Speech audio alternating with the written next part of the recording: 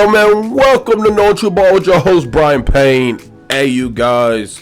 Thanksgiving Day is over. Black Friday game is over. So what we're going to do is go ahead and review those games. We got 4 games that we're going to review today.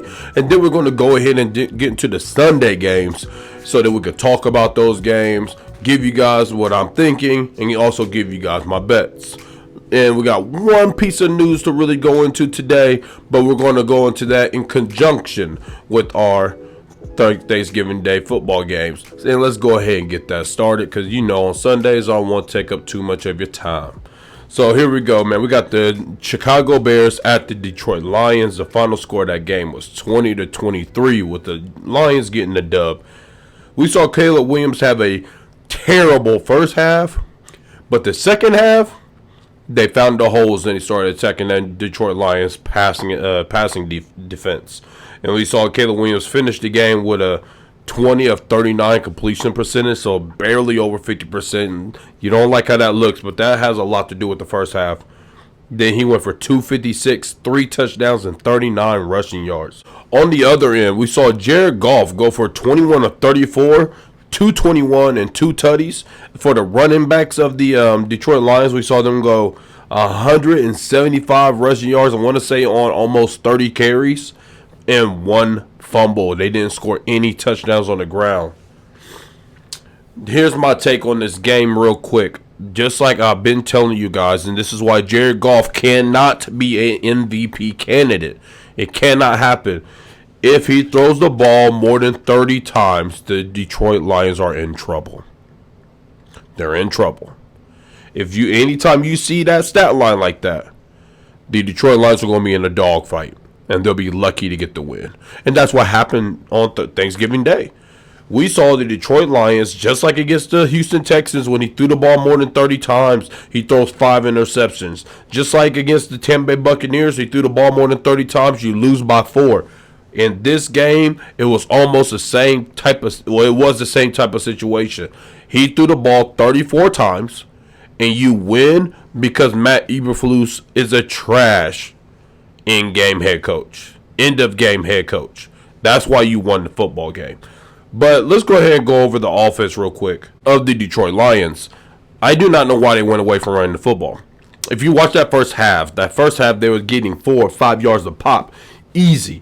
But it seemed like ever since Jahmyr Gibbs fumbled that ball, they just kind of got away from it. And I don't understand why they wouldn't. I want to say David Montgomery had 21 carries for 88 yards. That's what I want to say he had. Like, that's a decent average. It's not quite what you want it to be, but you'll take it. That's over 4 yards a carry. I mean, you would love for it to be closer to 5. But, bro, we're talking about like 4.3, 4.4 yards a carry, somewhere in that ballpark. And then for Jahmyr Gibbs, he had 81 yards off of 8 carries. So he's averaging over 10 yards a carry. There was no reason why they ever went away from the run. No reason. Outside of just ego. Outside of ego. The same type of ego Tom Monk can be having with the Baltimore Ravens when there's no need to be throwing the ball this much, but you just elect to do it. And then when you throw the football, you go away from your guy, from your star, your $100 million wide receiver. You're not throwing the ball to him. You try to get the ball to Sam Laporta and Jameson Williams. And this is the thing. These players are good players. But they're not the focal point of your offense. The focal point of your offense is running the ball and getting the ball to St. Brown, who's going to just get first downs. And first downs. Now let's flip to the other side of the ball real quick. Let's go to the defensive side for the Detroit Lions, because that was actually the biggest thing I want to point out.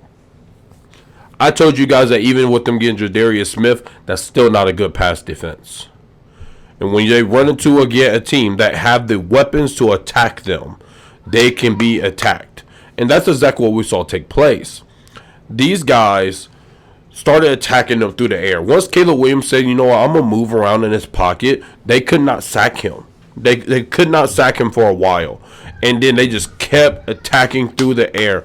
And if they gave Caleb enough times, Caleb was beating them every single time in that second half. With that being the case, the fear of the Detroit Lions is that when you go against the Philadelphia in the playoffs with A.J. Brown and Devontae Smith and Jalen Hurts and Saquon Barkley, when you go against, hell, let's even go back to the Tampa Bay Buccaneers, who can have a very steady passing attack with Baker Mayfield playing top 10 quarterback play in the league. I mean, like, these teams, when you get to these teams, there's going to be a problem. Let's say somehow, some way, the 49ers get healthy for the playoffs. That's a problem for the Detroit Lions, because you cannot stop a multifaceted passing attack. That's going to be the biggest downfall of the Detroit Lions. Now, let's get to the part of the news that's in conjunction with this game. We saw the Chicago Bears have a chance to tie this football game, and they blew it. And that's 110% on the head coach. Did Caleb Williams make a drastic mistake? Absolutely. You cannot take that sack. You can't do it. But since you did take the sack, what you could do, you could hurry up and line up, spike the ball. You could call a timeout. There's so many things that you could have done to stop that clock. And Matt Eberflus did not stop it. He didn't stop it.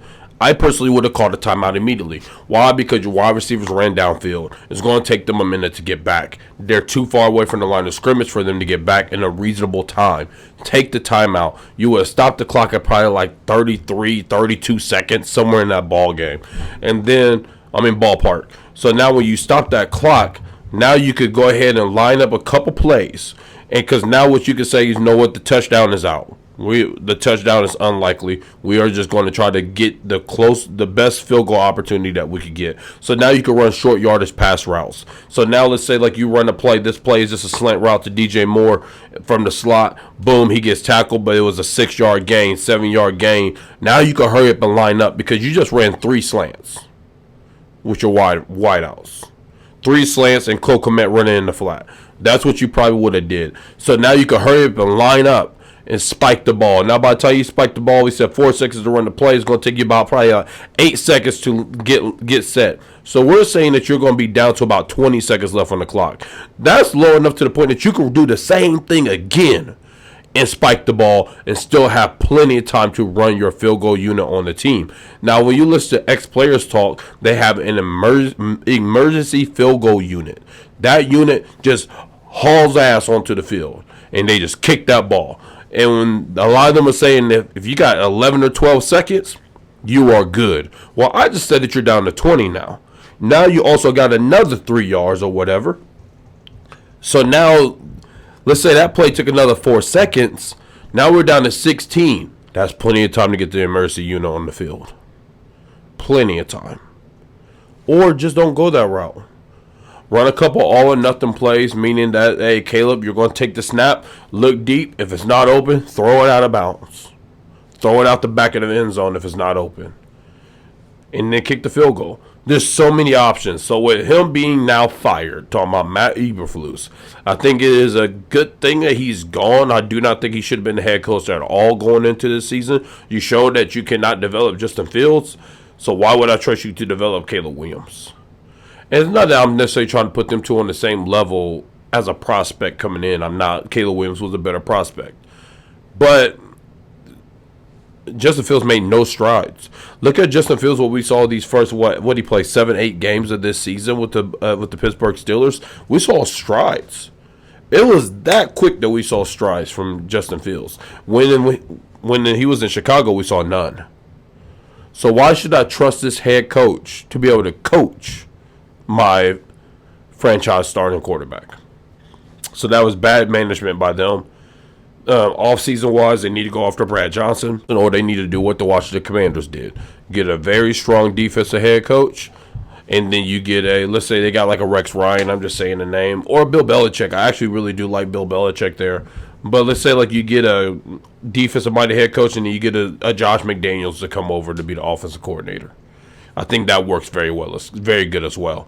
So that's the route I think that they should go. I think they made the right choice in firing Matt Eberflus. But also, let's give credit to the Chicago Bears. That defense did hold tight because the Bears were moving that ball, and they did get that sack. So let's give credit to them that they made the play when it was time to make the play. The Lions did win this football game, but they got away from who they are. Moving on now to the next game, man. We got the New York Giants at the Dallas Cowboys. The final score of this game was 20-27. This was our nap game. If you need to take a nap in the middle of the day, really the only star player of this game that did something really, really good was Rico Dowdle. Rico Dowdle went 22 carries for $112 and a touchdown. Man, he averaged over 5 yards a carry. He played a really, really good game. I was a little shocked to see how they pushed back the Giants' defensive line, me personally, because that is the strongest unit of them. But also what you could see and you could tell is that the Giants lost faith. They lost faith. They are done. They are literally the only team in the league that has already been eliminated from the playoffs. They are the only team. So with that being the case, I mean, the Giants are showing us who they are. They're done. They're done. And I would not pick them again to win another football game. Now, in this game, there still was a winnable game for the Giants. They just didn't come to play. If they would have came to truly play, they would have won this football game. I did not feel like the Dallas Cowboys played great at all. I did not feel that way. I felt like Cooper Rush was still struggling to consistently get the ball down the field. CeeDee Lamb is still not finding his spots. Now, I know he's also not 100% healthy. Your wide receiver 2 spot is still not good at all. Brandon Cooks, maybe he's just not that no more. Maybe he's not a wide receiver 2 anymore. And Turpin, although he's fast, or Tolbert, although he's fast and like has talent for sure, he's not quite ready for that role. So with that being the case, my thing is, Dallas Cowboy fans, hey, you got a good win against a rivalry team. But trust me when I say don't get your hopes up too high. You guys are not making no playoff run. And it's just that plain and simple. Now, let me give credit to Micah Parsons, though. He wreaked havoc in that game. He's played great since he's had said those things that he said about them being a good football team, so on and so forth. And I appreciate the man's effort. He's given great effort, and he's the one inspiring that team to do what they're doing. He's showing that he could be a leader of the locker room, and that's a great thing to see. It really is.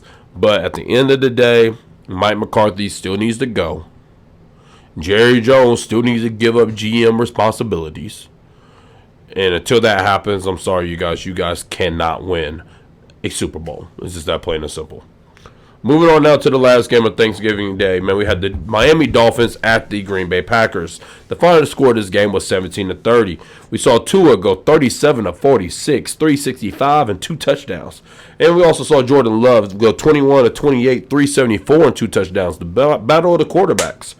Now, when you look at those stats, and you're going to look at what Tua did, I mean, to throw 46 passes, only have 9 interceptions. Hey, the boy balled.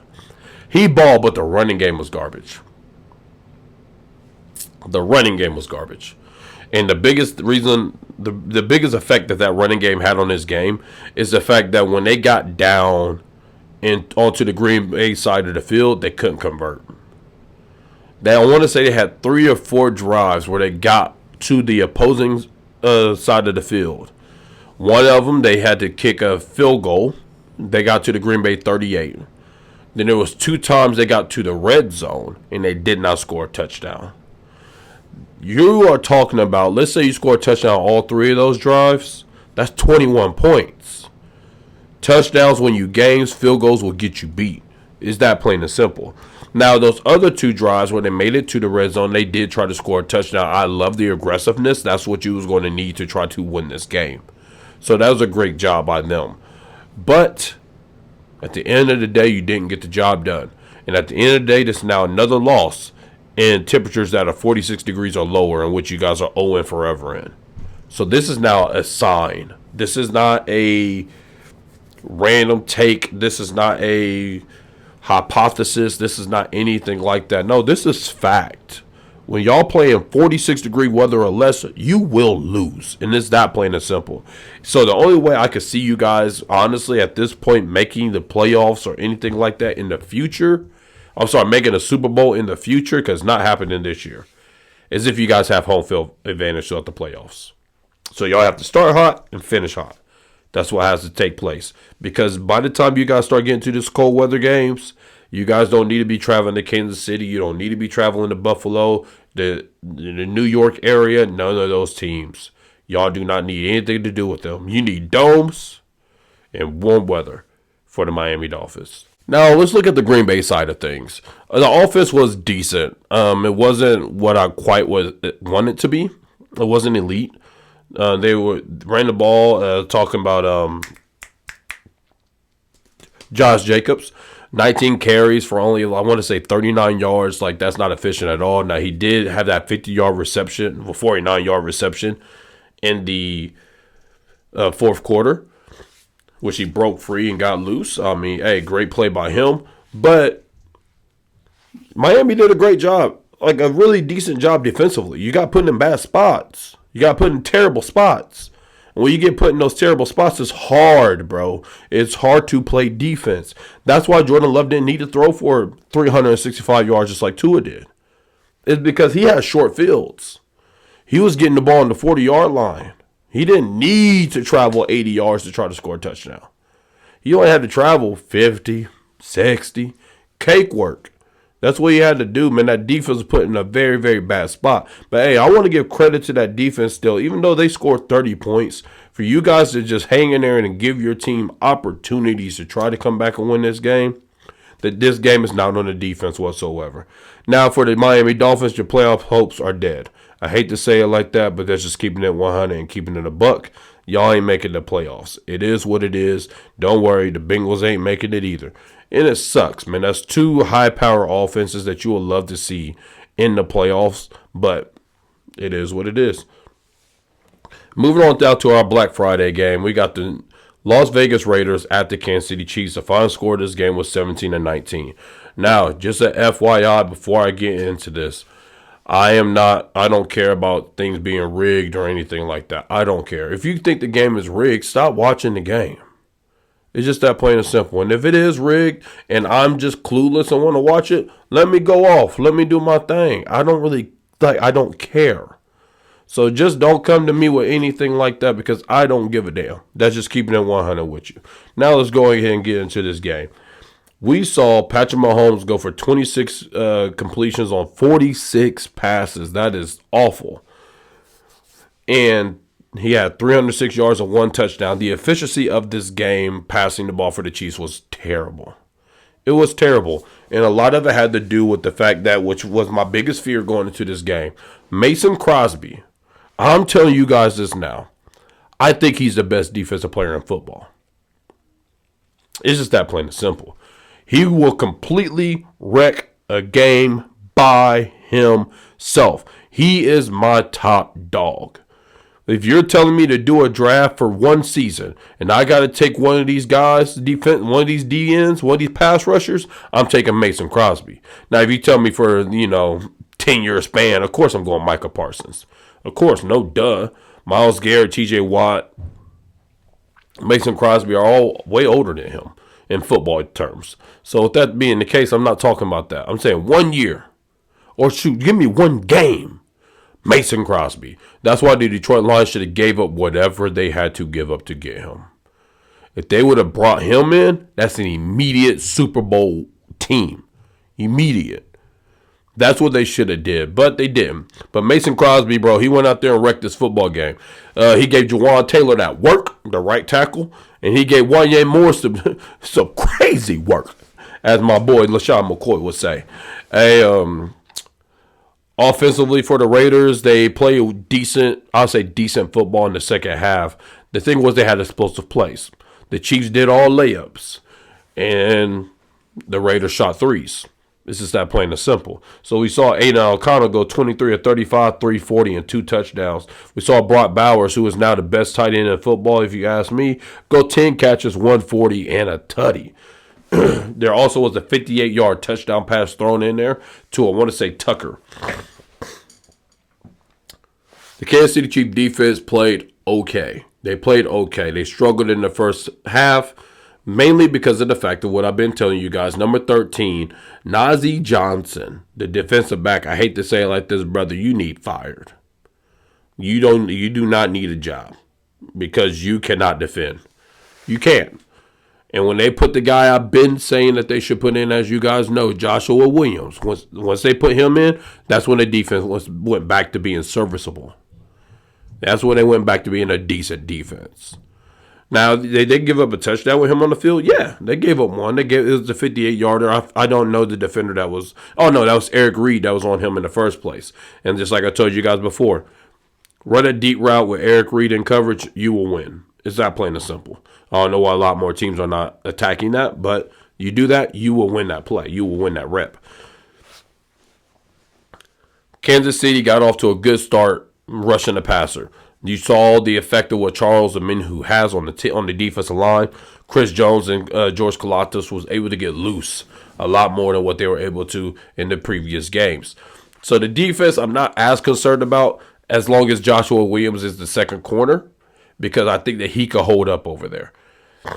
There are conflicting reports about Jalen Watson. Some reports are saying that he will be back before the playoffs. Other ones are saying that he's not going to be back at all. So we'll see. I don't really know what's going on with him. I'm hoping he's back because we desperately need him. But also, given more time, Joshua Williams should be able to build up, and then he can have the confidence going to the playoffs to be able to run, to be able to play that cornerback 2 spot. Let's go ahead and get into this real quick. Let's get into the fumble. Now, that fumble taking place was crazy. You watch that play. A lot of you, I'm not sure if you understand, this is Knowing True Ball, so we teaching today. In that game, when you're in a loud environment like Kansas City, Seattle, Philly, Buffalo, places like that, you may go with what is called a silent count. A silent count means that you are not going to speak at all. There ain't no down set hut. There ain't no ready set goes. There ain't no here he goes. There ain't no nothing like that. None of that is what is said to be silent. So now if you go back and watch the play closely, a lot of people are blaming the center for this. The center has zero fault. Nothing at all. He did everything that he was supposed to do. And it sucks because he's a rookie, but he does not deserve any slander at all. Watch Bowers and O'Connell. They are, or maybe it was Jacob Myers, whoever it was. It was a tight end. At the bottom of your screen, he's not set. That's why they call it the illegal formation. Now, just an FYI, I heard the Raiders come out saying that they heard a whistle, whatever, before the snap. Bull, I don't want to hear none of that. The flag is called legal formation because that tight end was moving.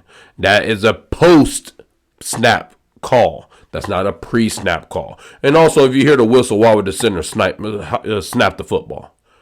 That doesn't mean anything. That makes no sense. Nobody snaps the football because they hear the whistle. Shut up. But anyways, you'll see that young tight end over there still moving. He's trying to figure out, am I in line? That's what he's trying to figure out. And O'Connell is looking at him talking as well. Now, when you watch the right guard, number 66, when you're running the silent count, he's supposed to be standing up. He's standing up and he's looking back at the quarterback to be sure of when to tell the center, we ready to go. And he did look. I don't know what the quarterback signal is supposed to be to him. Aidan O'Connell saying that he did give him a signal. I'm not sure if he did or if he didn't. But because real quick, Aidan O'Connell could just be trying to be a good teammate and take the pressure off of his offensive lineman. I don't think he gave him a signal because I don't really remember seeing the young man look back. Number 66, Parham or whatever, something like that is his last name. I do not remember him looking back at all. I remember him going, standing up, and then just touching because that's how they get it off. He touches the center. Now, when you watch the play, you'll see the center wait a second because you're supposed to wait 1 or 2 beats, and then you snap it. And the center did everything right. I mean, the ball hit the boy on the chest, everything. Like, he put the ball where it's supposed to be. The center showed up on that play. But unfortunately, the right guard got too excited. He got too excited. Now it's a fumble, and then Chiefs will quick cover, Chief wins, so on and so forth. That was the biggest issue. Well, those are the issues of that play that took place.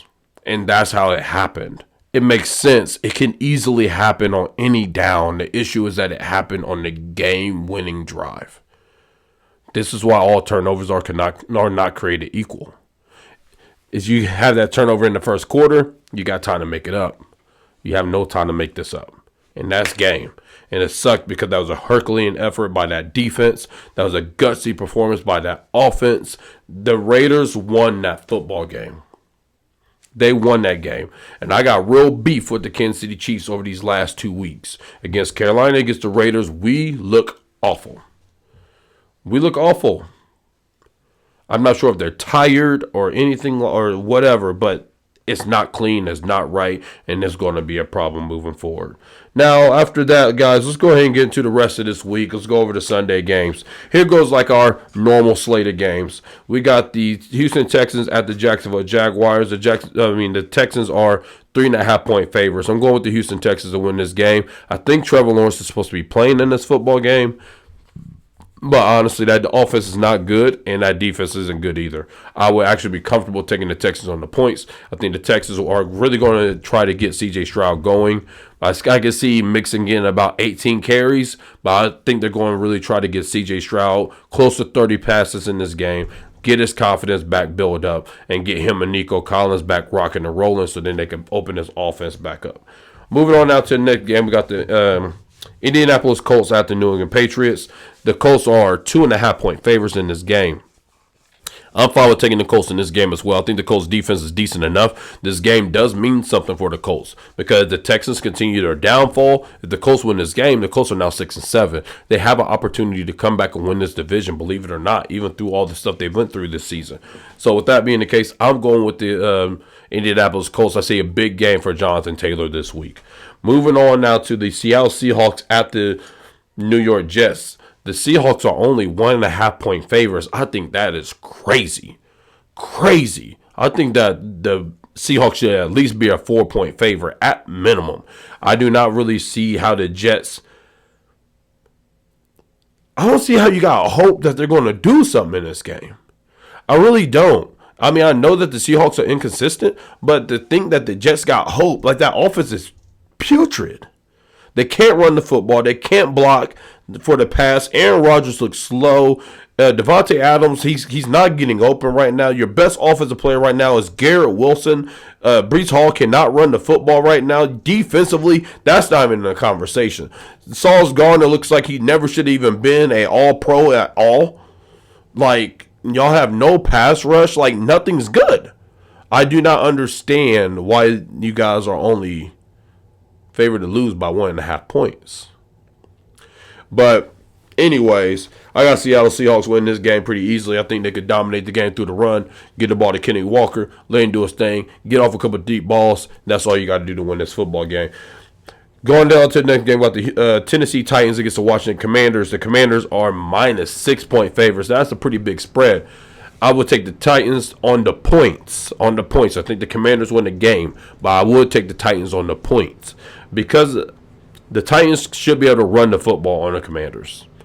They should be able to run the football. In the last few weeks, their passing game has been actually decent. Not good, not great by no means, but like decent, just decent.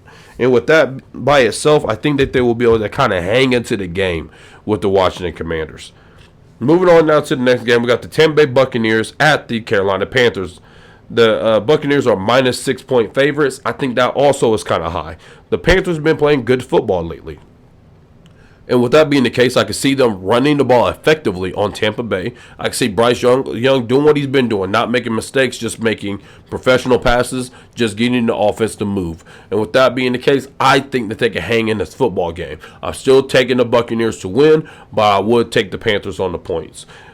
I think that the Buccaneers offense will be too much for the Carolina Panthers to handle, and that's why I'm going with them. Moving on now to the last game of these part of games.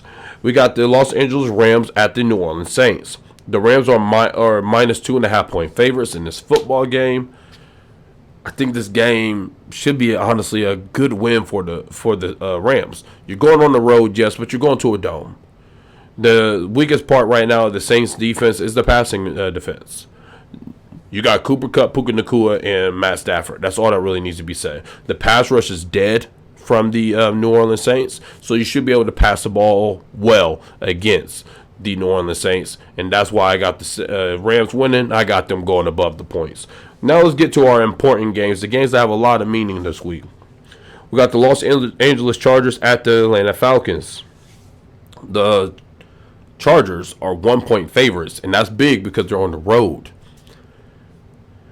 The Atlanta Falcons are falling, and they need to stop now. You have lost 2 straight games. You went on your bye week. If you lose this game, y'all in trouble. Trouble. I still think that you'll win the division mainly because you beat the Tampa Bay Buccaneers 2 times. So the Tampa Bay Buccaneers have to finish with more wins than you to even make it. But this is a huge game for the Chargers. This is a huge game because you got teams like the Kansas City Chiefs still in your schedule. I think you got the Denver Broncos again. Teams like that down the line. You are not going to win the division, so you need to be sure that you could win to make the playoffs. And I think they will. So with that being the case, I got the Chargers to win this game. I think the Atlanta pass defense is not good. I think that they're going to have to commit people to stopping the run because we know Jim is going to run the football. And I think Justin Herbert will have a big day because you're going to have to commit so much to run the football when you're already a bad passing defense in the first place. Play action passes is going to be a big thing in this game. And I can see Justin Herbert getting off for about 280 and 3 touchdowns this week. Moving on now to our next game, we got the Pittsburgh Steelers at the Cincinnati Bengals. The Bengals are minus 3-point favorites. I'm going with the Steelers in this football game. I think they're going to shorten the game. They can run the ball on Cincinnati Bengals, and they're going to get stops because they have a really good defense. T.J. Watt is going to make an impact on this football game, and I would bracket Jamar Chase. Take him out the game, force other guys to beat you. That's how I will go about it. I'll put Porter on T. Higgins and bracket Jamar Chase. That's what I would do. And with that being the case, I would allow T.J. Watt to hopefully get after Joe Burrow. But defensively, that's where the problem comes. I'm telling you guys, we're going to see several drives in this game that the Pittsburgh Steelers are going to hold that ball for 6-7+ minutes. I guarantee you guys will see that. Probably at least 3 times in this game. Now, if the Pittsburgh Steelers get behind, if they start losing by 10, this game's a wrap. They ain't coming back. That offense cannot come back. But if they can hang in there, if they can keep the lead or even just keep it at a tie, they're going to win this football game. I'm going Pittsburgh Steelers. And I wouldn't take them on the points. I can see them winning this game somewhere around 17-13. Somewhere in that range if they win. Now, if they lose, that final score going to be like 27-13. Bengals win. But I'm going Steelers to win the football game on the money line. Going on to our next game, and we got the Arizona Cardinals at the Minnesota Vikings. The Vikings are minus 3.5-point favorites. I think that's fair, and I think it's accurate, and I think it's right. The Arizona Cardinals has shown that they can have struggles on offense. Now, I will say the Minnesota defense does give up things. They do give up things. I think if Arizona wants a chance to win this football game, you got to get the ball to Marvin Harris, down the field. No slants, no nothing like that. You need to be aggressive and attack this secondary. I think that is how you win this football game.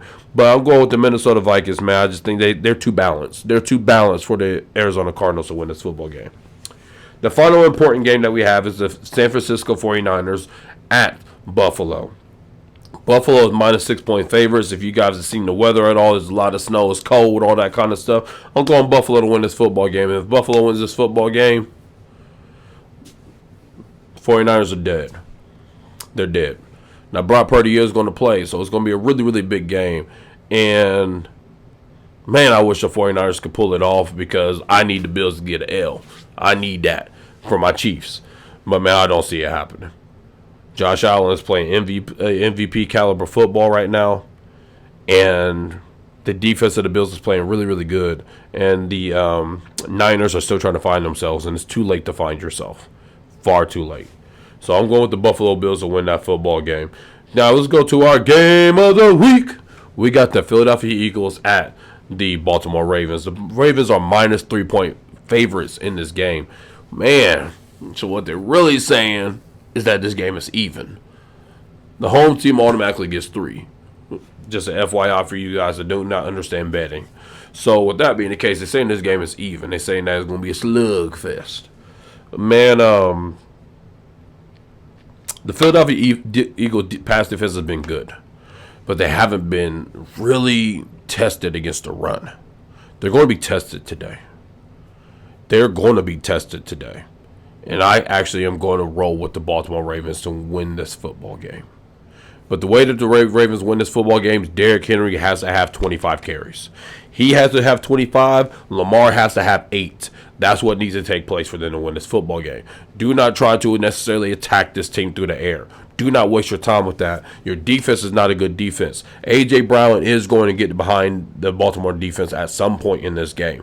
Saquon Barkley is Saquon. He's going to have a good game. He's going to have it. Now, the good thing for the Ravens is that your strength defensively is stopping the run.